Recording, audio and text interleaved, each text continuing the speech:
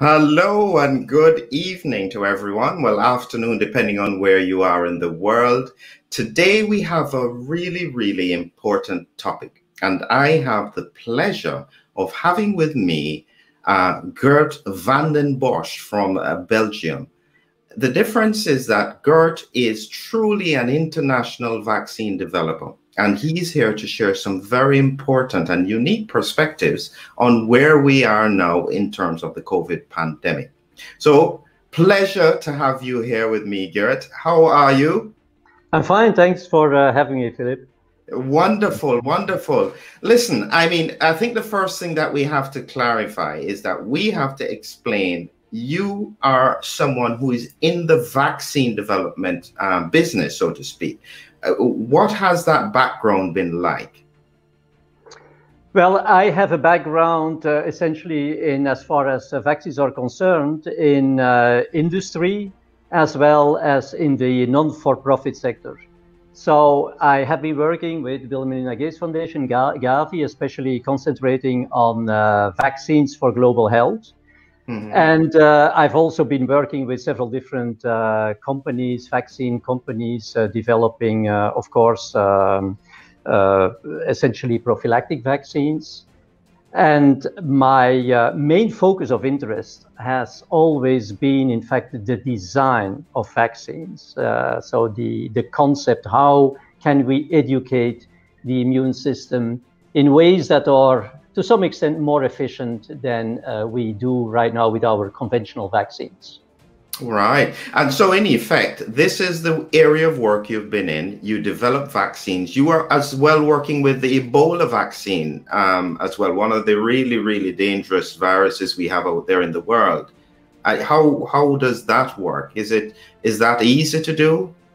Well, I was not, let me be very clear, I was a coordinator of the Ebola program at Gavi. So we were interacting with several different vaccine companies that were developing Ebola vaccines, because it was important for Gavi to make the right choice, the right vaccine, in order for this vaccine to be rolled out in the Western African countries that had this severe Ebola crisis back a number of years ago. So that was not, let's say, operational, practical work. This was more a role of coordination, but of course was also a role of assessing what would be the impact of using some of these vaccines in larger populations and in an area where an epidemic is really going on, because that's a very particular and peculiar situation. Yes. And so in effect, we've had so much success over the past 100 years with some very big breakthroughs with vaccines, smallpox, measles, mumps, rubella, polio.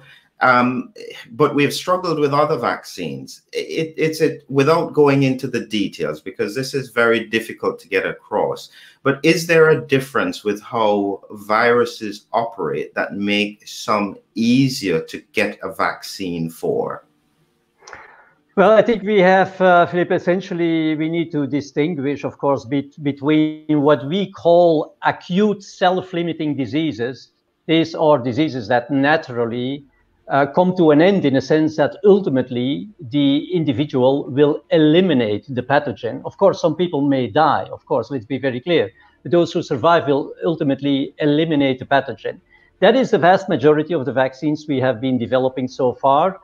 I don't need to tell you that with other viruses, where we clearly see that they spread in a completely different way. They spread, for example, from cell to cell. They tend to be more intracellular. They tend to develop chronic infections where it's not self-limiting. It's not acute self-limiting. It's chronic. It is much more difficult. And that is the reason primarily is that most of the vaccines we are developing are still antibody-based vaccines. So we need these antibodies in the blood, or we need these antibodies to translate to the mucosa, for example, in order to capture the pathogen and to neutralize it. So some of the other bugs, they have a very insidious strategy, in a sense that they hide in cells. that they can already at the mucosal barrier penetrate, immediately into cells, and then the cells may migrate, for example, to the lymph nodes. So they are shielded from the antibodies, and that makes it very, very difficult. Because we know that we can catch them to some extent in the blood, but what they do all the time is that they insert mutation and they escape, they fully escape to our antibody responses.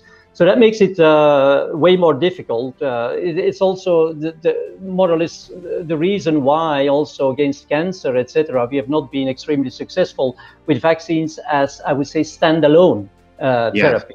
Yeah. Absolutely, yes. So it brings us into where we are with regards to COVID-19. Now, if we have 2020 vision at the moment, when we look back at the pandemic and where we started from, and I've always said that at the time when the pandemic started, when it got from China into Italy, into Europe, into the UK, I thought that the only way that we could manage this is to lock down and to prevent the spread of this very dangerous virus.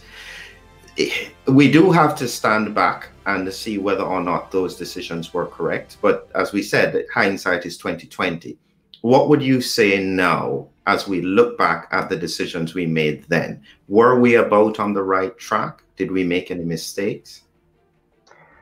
Well, frankly speaking, from the very beginning, and I mean, there is many people who can witness this or testify this, I always said that it was a bad idea to do lockdowns that would also affect the younger people, that we would prevent younger people from having contact, from being exposed. Because remember, the big difference back then was, of course, that we had a viral strain, COVID strain, that was circulating, dominant strain, and that was not highly infectious as those that we are seeing right now.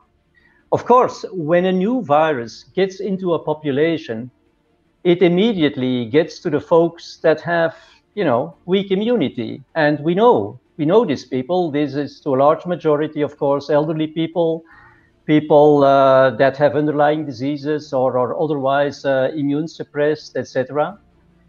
And of course, I mean, it was certainly the right thing to do to protect these people and for them also to isolate. But we have to distinguish, frankly speaking, and that is what we have not been doing, between those people that have strong innate immunity. I mean, it's not, you cannot see, when you see a person, you don't know this, but we know that young people have quite decent innate immune response. And therefore, they are naturally protected. And even more, I mean, if they get in contact with coronavirus, it will boost their natural immunity. So therefore, from the very beginning, I disapproved, the fact that schools got closed and universities, and that youngsters were preventing even from having contact with each other. That situation is, of course, completely different if you look at vulnerable people. The virus comes in the population. There is no humoral immunity. There is no immunity at all, in fact. So nobody has been in contact. So the youngsters, they can rely on good innate immunity. Elderly people, I mean, the innate immunity is waning. It gets increasingly replaced by antigen-specific, by specific immunity as people get older. So these people very, very clearly needed to be protected. But it has taken a lot of time before we understood, in fact, how exactly the immune response and the virus were interacting. So there has been a lot of confusion, a lot of mistakes made. Well, mistakes, I mean, retrospectively. And that has also led to, bad control right from the beginning, I would say. And, so with that in mind, and where we are now, as we are, as countries across the world have been drifting towards the Christmas period, there is still a rise in cases. Countries had to try and lock down, mask mandates, and so on. But we all had the hope that vaccines would come and break the cycle. This is where clearly now, from your expertise, you seem to have a different thought about how we should have been thinking about vaccines then and even now. What is your perspective? Well, my perspective was and still is that if you go to war, you better make sure that you have the right weapon. And the weapon in itself can be an excellent weapon. And that is what I'm saying really about the current vaccines. I mean, it's just brilliant people who have been making these vaccines in no time and with regulatory approval and everything. So the weapon in itself is excellent. Question is this the right weapon for the kind of war that is going on right now? And there my answer is definitely no, because these are prophylactic vaccines, and prophylactic vaccines should typically not be administered to people who are exposed to high infectious pressure. So don't forget, we are administering these vaccines in the heat of a pandemic. So in other words, while we are preparing our weapon, we are fully attacked by the virus. The virus is everywhere. So that is a very different scenario from using such vaccines in a setting where the vaccinee is barely or not exposed to the virus. And I'm saying this because if you have a high infectious pressure, it's so easy for the virus to jump from one person to the other. So if your immune response, however, is just mounting, as we see right now with a number of people who get their first dose. They get their first dose, the antibodies are not fully mature, or titers are maybe not very high, so their immune response is suboptimal.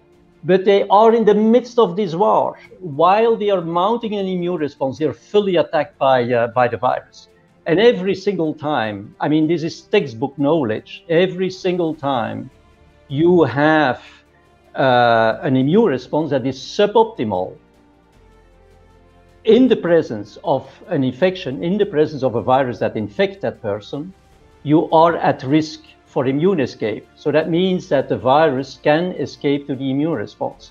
And that is why I'm saying that these vaccines, I mean, in their own right, are of course excellent, but to use them in the midst of a pandemic and do mass vaccination, because then you provide within a very short period of time the population with high antibody titers, so the virus comes under enormous pressure. I mean, that wouldn't matter if you can eradicate the virus, if you can prevent infection.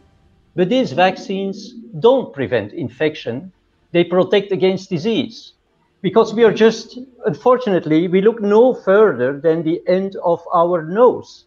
In the sense that hospitalization, that's all what counts, you know, getting people away from the hospital.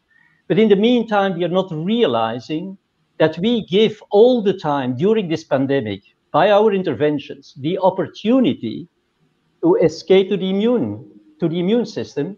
And that is, of course, a very, very, very dangerous thing, especially if we realize that these guys, they only need 10 hours to replicate. So if we think that by making new vaccines and new vaccine against the new infectious strains, we are going to catch up. It's impossible to catch up. I mean, the virus is not going to wait till we have those vaccines ready. I mean, this thing continues. And as I was saying, the thing is, I mean, if you do this in the midst of a pandemic, that is an enormous problem. These vaccines are excellent, but they are not made for administration to millions of people in the heat of a pandemic. So that is my point. Is this equivalent then, because you mentioned this in your paper, is this equivalent to using either a partial dose of antibiotics in an antimicrobial or in a bacterial infection, where you then produce superbugs? Is this the kind of example that you're alluding to? Well, that is a very good parallel. It's also the parallel I'm using actually in the paper we just posted on LinkedIn, which, you know, should be so open for everybody.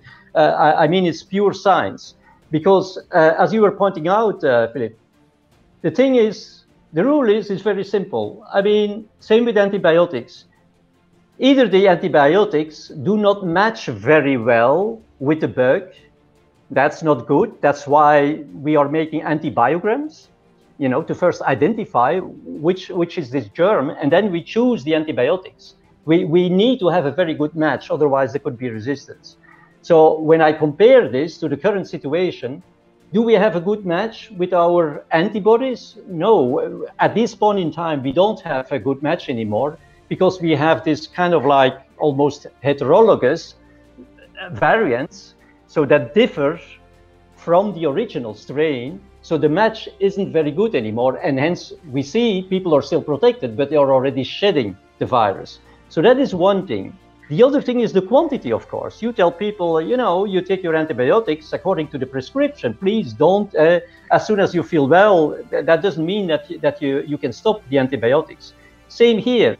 And I give just one example. If you now give people just like one dose, I mean, they are in the process of mounting their antibodies. The antibodies still need to fully mature, etc. So this is a suboptimal situation. We are putting them in a suboptimal situation with regard to their immune protection. And on the other hand, they are in the midst of the war. They are fully attacked by all these kinds of highly infectious variants. So, I mean, it's very clear that this is driving immune escape and will ultimately drive resistance to the vaccines. So my point is, yes, Flip, it's very similar. There is one difference. The virus needs living cells. I mean, if you're driving immune escape, but the guy has no chance to jump on somebody else, who cares? Mm-hmm. The situation is now different because we are in the midst of a war. There is a high infectious pressure. So the likelihood that an immune escape immediately finds another living cell, that means another host, is very, very high. It's per definition. It's the definition almost of a pandemic. Yeah. So it raises a simple question that somebody has put in front of us here, which is, it's perfectly common sense. What do we do? That question is very easy. I mean, we need to do a better job when we are confronted with situations that seem very dramatic, like, an epidemic. Our generation has not, been living in times where there are epidemics or pandemics. And so we immediately take action and jump on the beast with the tools we have, instead of analyzing what is really going on. And one thing that I thought was extremely interesting was, and it's something that was not really understood, we know that a number of people are asymptomatically infected. So they are infected, but they don't develop severe symptoms. Of course, they can have some mild symptoms, upper respiratory disease, whatever. So the question is, what exactly happens with those folks that they can eliminate the virus? They eliminate the virus. They will transmit it. They will shed it for like a week or so, and then they eliminate this. You could say, yeah, of course we know that antibodies eliminate. Oh, wait a minute. The antibodies come later. You have first this surge of, shedding of the virus, and it's only afterwards that you see, a moderate and short-lived raise of antibodies. So the antibodies cannot be responsible for elimination of the virus. So what is responsible for elimination of the virus? Luckily enough, we have a number of brilliant scientists, independent brilliant scientists, that have now increasingly been showing, and there is increasing evidence, that what in fact is happening is that NK cells are taking care of the virus. So NK cells, the virus gets into these epithelial cells and starts to replicate, but NK cells get activated and they will kill the cell, in which the virus tries to replicate. So I was saying that the virus needs to rely on a living cell. So you kill that cell, it's gone, it's all over. So why we have the solution in the pathogenesis, because some people eliminate it. Absolutely. Right? Problem. I just wanted to clarify, because when you said NK cells, somebody may not quite know what you mean. So you mean No, non-killer cells. So it's a specific group of white not blood cells. non-killer cells, natural killer Natural cells. killer cells, sorry. Okay, yeah. Yes, yes, natural killer cells, a special group of white blood cells that go and take out the virally infected cells. Yes, yes, you're right. Is that because I have seen from a clinical perspective, very old patients who you would expect to be overwhelmed by the virus, and they have a few symptoms and then they're okay. So the body does manage to get rid of it in some cases. And so it raises the point that I've always been saying, is that we haven't spent enough time understanding how the virus impacts the body and understanding how the pandemic then will impact the world. We've spent all of our time just going for solutions. Has that been a mistake? Of course, this has been the most important mistake, I think. I'm not sure many people, and I was part of them. So in all modesty, I was part of them. Not sure whether many people understand how a natural pandemic develops and why we have this first wave, we have this second wave, and we have this third wave. And I mean, these waves of disease and mortality and morbidity, they shift from one population to another. So I'm saying, for example, the second wave, this was typically also the case with influenza, World War I, when basically more soldiers, young people, died in the trenches of influenza than from injuries or whatever. So first the elderly, I mean, weak immune system, etc. Then it gets to the wave of morbidity and mortality to the younger people, and then it gets back to people who have have antibodies. So we have to understand this first. How does this come? Why all of a sudden does this wave of morbidity and mortality shift, for example? Why are there three waves? How do we explain this? And also, how does it come that some people are naturally protected and others are not? What are these mechanisms? What are these molecular mechanisms? Because if we make vaccines and all these things, at the end of the day, this is going to interact at the molecular level. And we have not been understanding this. I was just explaining, we don't understand our weapon because we don't understand that prophylactic vaccines should not be used in the midst of an epidemic. And we don't understand exactly what the virus is doing. So we go to a war and we don't know our enemy, we don't understand the strategy of our enemy, and we don't know how our weapon works. I mean, how is that going to go? So that is a fundamental problem to begin with. I understand, and I completely accept that. But at the same time, I am still thinking that if the governments don't respond in some way, because they have to be seen to be doing something, they seem to be in a lose-lose situation. If they don't do anything, they're going to be criticized, and if they do something, they're going to be criticized. Is that a fair statement to make? I don't think so.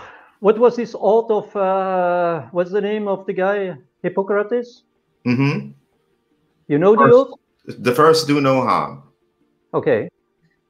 Well, I mean, it wouldn't matter if you start vaccinating people and even it doesn't work. Problem is that we induce a long-lived antibody response. And as a matter of fact, we know, I mean, that is not my knowledge, it's all published. Problem is that we fail to put the pieces of the puzzle together. Fact is that these long-lived antibodies, which have high specificity, of course, for the virus, they outcompete our natural antibodies. Because the natural antibodies, they have a very broad spectrum, but they have low affinity, right? And so by doing this, even if your antibodies don't work anymore because there is resistance or the strains are too different from the original strain, these antibodies, specific antibodies, will still continue to outcompete your natural antibodies. And that is a huge problem because I was saying just a few minutes ago, these natural antibodies, they provide you with broad protection. This protection is, yes, it is variant non-specific. Doesn't matter what variant you get. It doesn't even matter what type of coronavirus is coming in. They will protect you.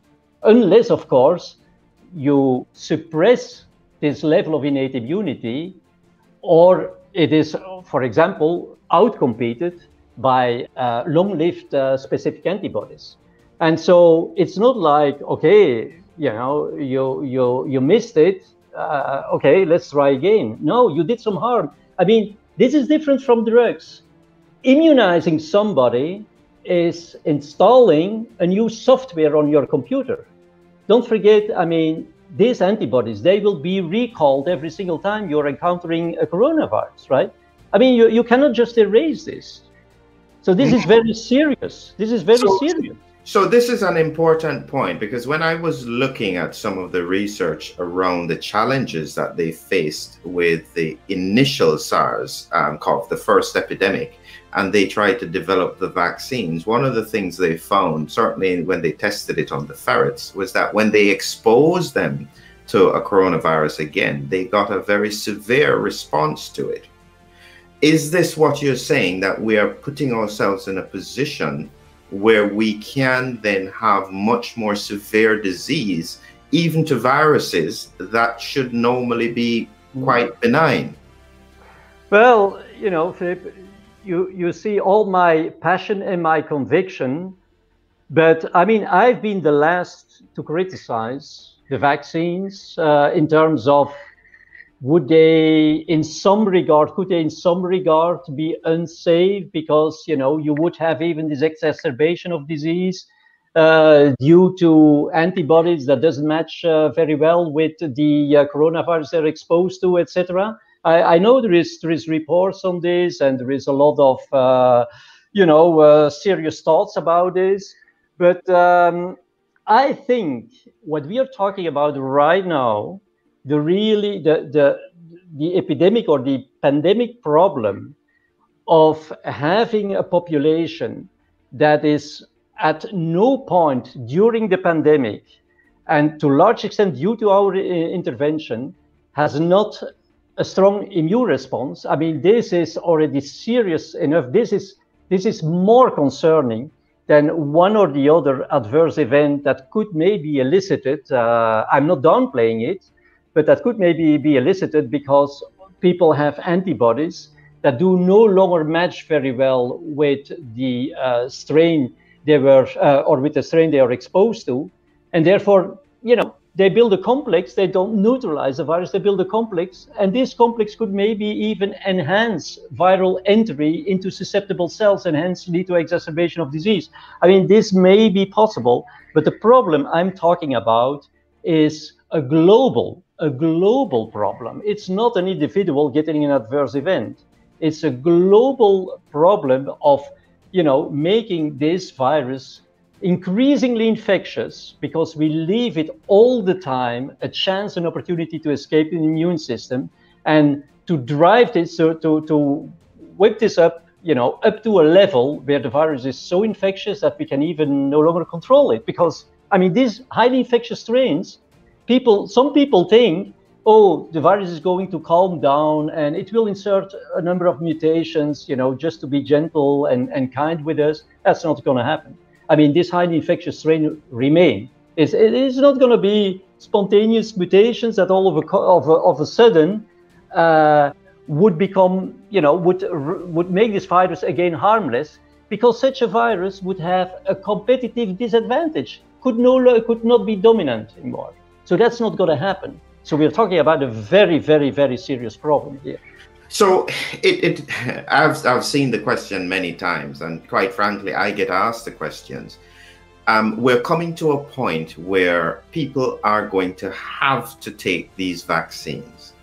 That looks as though it's the reality, either in the context of work or in the context of travel. Based on what you're saying, they're in a lose-lose situation. What does this mean?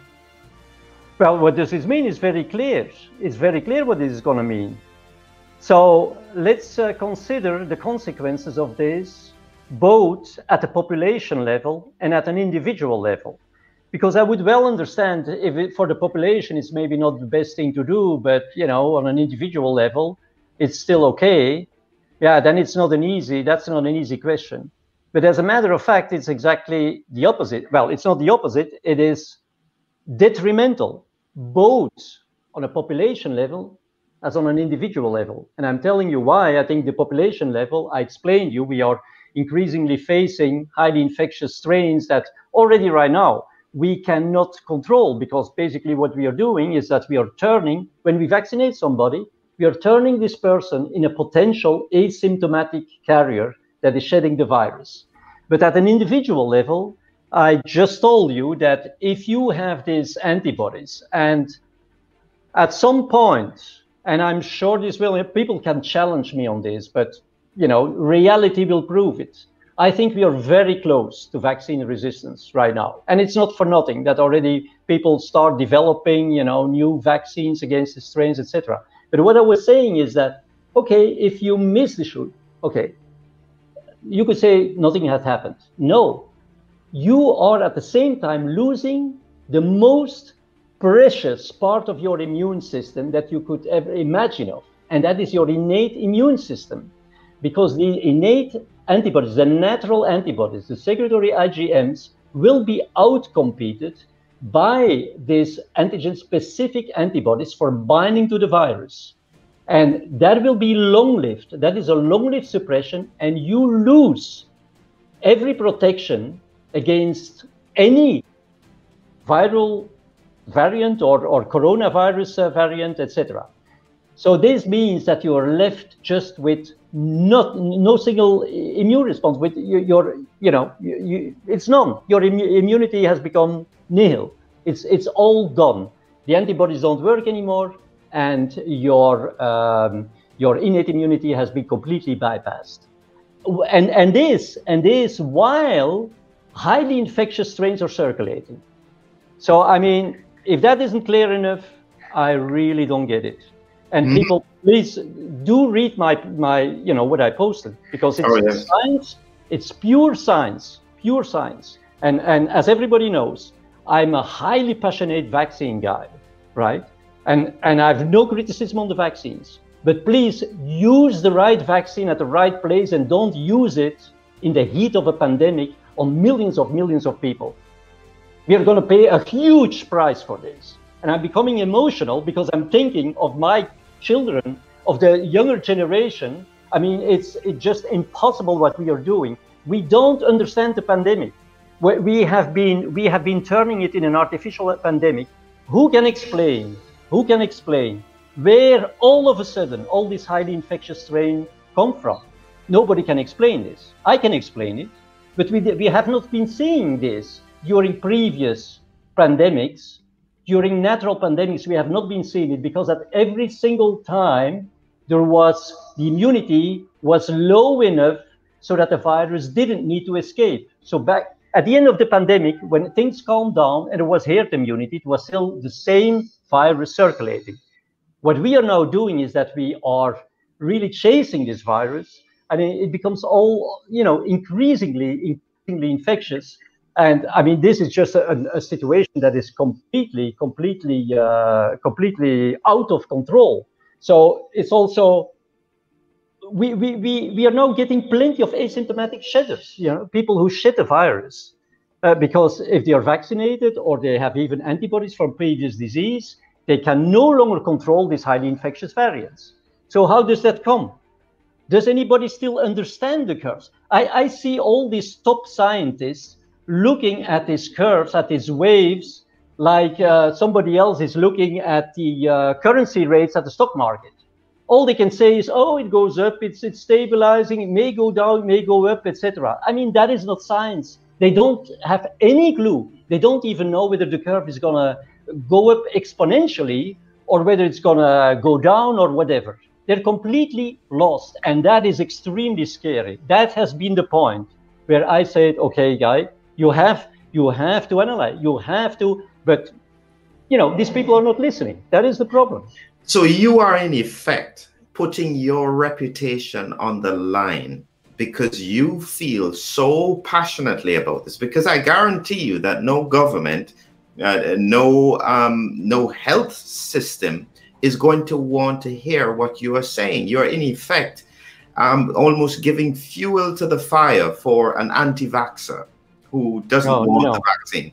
No. Well, no, not yet, because I've clearly also addressed some emails from anti-vaxxers. I mean, I'm not interested, but I'm clearly telling them that you know, at this point, it's so irrelevant. You know, whether you're a pro-vaxxer or an anti-vaxxer, etc. It is about the science. It's about humanity, right? I mean, let's not lose our time now with, you know, criticizing people or you know, I mean, anti-vaxxer. Okay, if you're not an anti-vaxxer, you could be a stalker. You could be, you know, we like to stigmatize, because if you stigmatize people, you don't need to bother about them anymore. Oh, this guy's an anti-vaxxer. Okay, I mean, he's out of the scope. Oh, he's a stalker. He's out of the scope. I mean, that is a discussion that is completely irrelevant at this point. Yeah, it's about humanity. And of course, I'm passionate. Of course, I mean, it's about your children. It's your family. It's my family. It's everyone, right? And it's simply, for me, I put everything at stake because I've done my homework, right? And this is simply a moral obligation, right? Wow. I mean, there's very little one can say. As I said, when you position that you are in the business of developing vaccines and helping societies protect against infections through the use of vaccines, and in this circumstance, you are saying, hold it, we're doing the wrong thing here, it's very difficult to not listen to that. That's the truth. Well, Philip, the answer is very easy. I mean, this is human behavior. You know, if we are, you know, having panic, we do something and we try to make ourselves believe that it is the right thing to do, till, you know, there is complete chaos and there is a complete disaster. And then people say, well, you know, I mean, yeah, politicians will probably say, you know, we have been advised by the scientists, and scientists, you know, will maybe point to somebody else. But this is now a situation. I'm asking every single scientist to scrutinize, to look what I'm writing, to do the science, and to study exactly I call this the immune pathogenesis of the disease. And because, you know, I mean, I like people to do their homework. And if the science is wrong, you know, if I'm proven wrong, I will admit it. But I can tell you, I'm not putting my career, my reputation at stake. I would not do this when I would not be 200%, you know, convinced. And it's not about me, not about me at all. It's about humanity. People don't understand what is currently going on, and we have an obligation to explain this. And I posted my paper on LinkedIn, and I invite all independent scientists, please, to look at it, because this can be easily understood by microbiologists, immunologists, geneticists, you know, plenty, you know, biochemists, etc., all the biologists, all these people who have elementary knowledge. It's not rocket science. Elementary knowledge of biology should be able to understand this. And I mean, I can only appeal to these people, you know, to stand up as independent scientists and to voice, you know, their opinion. Yes. I mean, that was a long point that somebody put on about the innate immune response, over the false overreacting of the innate immune response, leading to detrimental effects on other coronaviruses. So I think you've expressed this so well, Geert, is that I think that just hearing your explanation, the passion, the focus on the science, I think that that's as much as you can do. I think that I don't even want to say any more, because I don't want to lose that passion that you have just expressed, how much you are doing in terms of trying to see if you can make a difference with regards to the impact that we are having in this pandemic. You know, we really, really appreciate that, Geert. We really, really appreciate that. I hope enough people shares this, listens to it, certainly because I'm connected with a lot of scientists. Please connect with Geert, take a look at his paper, and see what you think. And as you said, let's make decisions based on science. That's the best that we can do at this point. Wonderful. Just stay on the line there. We're just going to close off now, Geert. So thank you again very, very much, Geert. And I hope maybe we can speak again in the near future to expand a little bit further on what you have said. Thanks, Philip, for having me on. Wonderful.